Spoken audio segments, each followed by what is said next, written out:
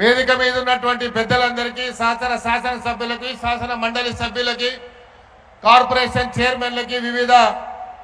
కులాల అధ్యక్షులకి, ఇక్కడ ఇచ్చేసినటువంటి విద్యార్థులకి, మరి ముఖ్యమంత్రి గారి అభిమానులకి, పార్టీ అభిమానులకి, పిసిసి అధ్యక్షులు గౌరవనీయులు పిసిసి అధ్యక్షులు శ్రీ మహేష్ కుమార్ గౌడ్ గారికి, BC commission chairman Shri Niranjan గారికి, ఇంకా విచ్చేసినటువంటి పెద్దలందరికీ పేరు పేరున స్వాగతం సుస్వాగతం పలుకుతూ ఈరోజు ఒక చారిత్రాత్మకమైనటువంటి రోజు. గౌరవ ముఖ్యమంత్రి గారి చేతుల మీదుగా సామ్యవాద పంతాన సాగిపోతూ సమానత్వ జ్యోతిని వెలిగిస్తూ పూలే ఆశయాల బాటలో నడుస్తూ చారిత్రాత్మకమైనటువంటి అడుగులు వేస్తూ మనందరి ప్రియతమ ముఖ్యమంత్రి శ్రీ రేవంత్ రెడ్డి గారికి, మనందరి ప్రియతమ ముఖ్యమంత్రి శ్రీ రేవంత్ రెడ్డి గారికి, మనందరి ప్రియతమ ముఖ్యమంత్రి శ్రీ రేవంత్ రెడ్డి గారికి, అదేవిధంగా తారాలు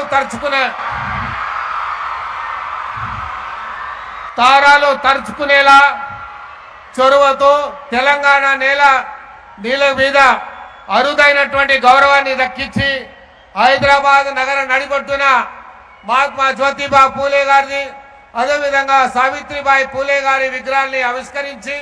ఈరోజు భారతదేశంలోనే ఒక సంకేతం పంపించారు. ఏ విద్యనైతే అందించాలని సావిత్రిబాయి పూలే గారు నిరంతరం కృషి చేశారు, దానికి అనుగుణంగా ఈ రాష్ట్రంలో ఎన్నో విద్యా సంస్థలను ఏర్పాటు చేస్తూ, అదేవిధంగా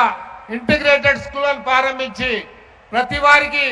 ఈ రాష్ట్రంలో ఉన్నటువంటి ప్రతి వాడు విద్యావంతుడు కావాలని,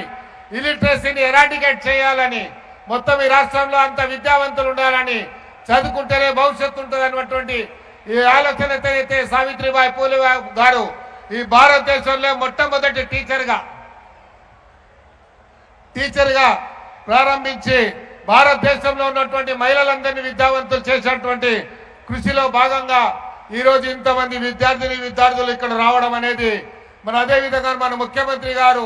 చొరవతో రాష్ట్రంలో ఎన్నో ఇంటిగ్రేటెడ్ స్కూల్స్ ప్రారంభించి ఈ పెద్దమైనటువంటి కార్యక్రమానికి శ్రీకారం చుట్టినటువంటి